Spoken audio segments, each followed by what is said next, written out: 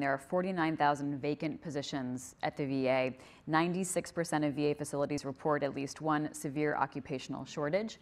The Inspector General has pointed out that these shortages are a real problem and a root cause for many of the issues in veterans care. Our legislation does some things in that regard. A shortage of professionals means that we can utilize telemedicine, telehealth, telemental health more. So with insufficient number of healthcare providers, we need to figure out how we utilize their services better, more efficiently. But more importantly, there are educated and trained individuals that the VA doesn't, in my view, utilize sufficiently. Marriage and family counselors, licensed mental health professionals. Again, there's a shortage everywhere, inside the VA, outside the VA, rural, urban. We need to use the other professions, additional professionals that can help meet the needs. Our legislation requires the VA to utilize those additional types of trained individuals, educated individuals, to be helpful. And those professions are asking for the opportunity to be a part of the VA and helping those across the country who desperately need that help. How do you make this a competitive job, though, something with adequate pay and also the reputation and the pride that could come with taking a job like this? The bill, again, puts additional resources. We both have been appropriators on the committee that appropriates for the Department of Veterans Affairs. And as John indicated, we're increasing the funding at the Department of Veterans Affairs. It's one of the fastest growing expenditures that we have. But you have to attract professionals, and this is a profession that doesn't adequately compensate to bring people to the profession. The challenges are great. The rewards, I think, could be tremendous.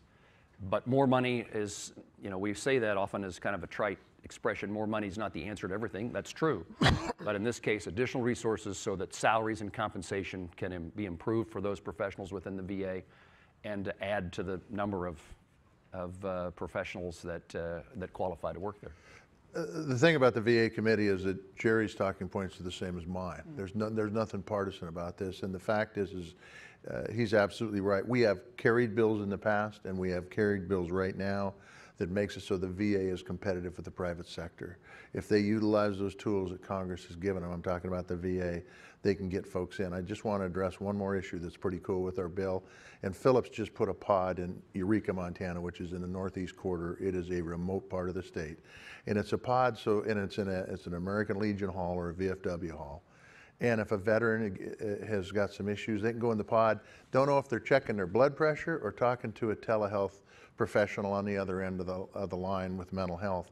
But I think this is one of a pod, so it's a private space. A private space. It's probably, in fact, it's no bigger than this stage, half of this stage. And quite frankly, it allows that veteran to go in and talk to a professional on the other end of the line, which I've talked to folks that have utilized it. They feel more comfortable in that condition than they do eyeball to eyeball with a psychiatrist, and hopefully get some of the things squared away that they're having problems with. And so I just think this could be a model. I don't know that it will be. So is that being done other places as well? And it's in the bill, and it can be done in other places. This is kind of a pilot project that Phillips had done to try to see how it works. Look, they've got grander ideas than this. I mean, we'll hopefully get it spread throughout the VA if it works, and then hopefully throughout rural America.